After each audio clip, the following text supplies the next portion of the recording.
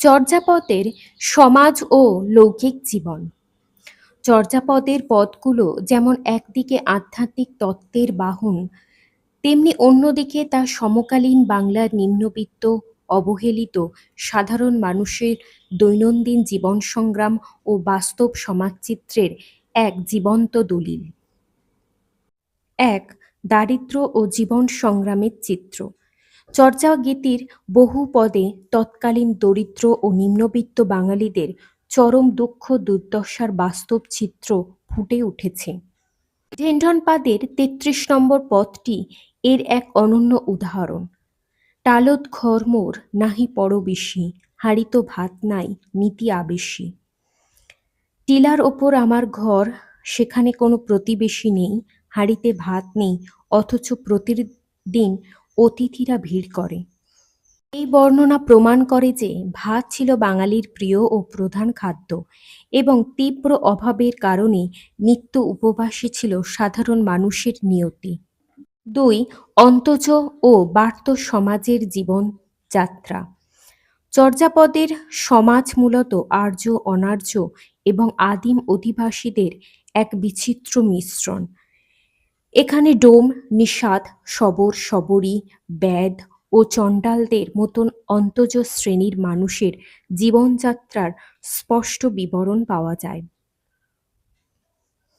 পেশা: এদের প্রধান জীবিকা ছিল শিকার করা, জাল বুনে মাছ ধরা, বাঁশের তাঁত বোনা, ডোঙা বা নৌকা চালানো এবং জাদুটোনা ও সাপের খেলা দেখানো। বসবাস: এরা সমাজের মূল স্রোতের বাইরে বনের ধারে উঁচু টিলায় বা লোকালয়ের বাইরে কুঁড়েঘর তৈরি করে বাস করত। বেশভূষা: শবর শবরীরা ময়ূরপুচ্ছের পোশাক ও গুঞ্জা ফুলের মালা এবং নানা অলংকার যেমন কোমর ও কানের দুল পরিধান করত। ৩, বিবাহ ও সামাজিক রীতিনীতি। চর্যাপদে তৎকালীন পারিবারিক ও দাম্পত্য জীবনের নানা খণ্ডচিত্র পাওয়া যায়। বিবাহ ও যৌতুক প্রথা। সমাজে বিবাহ উৎসব সাড়ম্বরে উদযাপিত হতো, যৌতুক প্রথারও প্রচলন ছিল এবং বধূ সাজাতে অলংকারের পাশাপাশি যৌতুকের দাবিতে কনের পরিবারকে হিমশিম খেতে হতো। মঙ্গল অনুষ্ঠান: বিয়ের সময় কনেকে পালকিতে করে বরের বাড়িতে নিয়ে যাওয়া হতো। শুভ অনুষ্ঠানে শঙ্খ বাজানো, মাদল ও বাদ্যযন্ত্র বাজিয়ে নাচ গানের মাধ্যমে আনন্দ উৎসব পালিত হতো। ৪, বিনোদন ও আমোদ প্রমোদ। কঠোর জীবন সংগ্রামের মধ্যেও সাধারণ মানুষের জীবন আনন্দহীন ছিল না।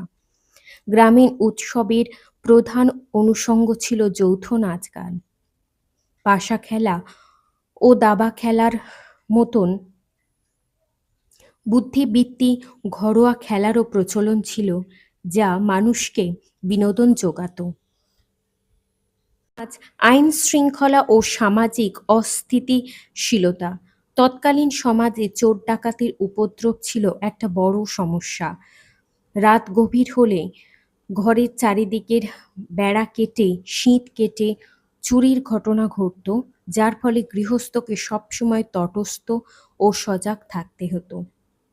চর্যাপদের সবচেয়ে বড় সামাজিক সার্থকতা হল এর ধর্মনিরপেক্ষ লৌকিক রূপ।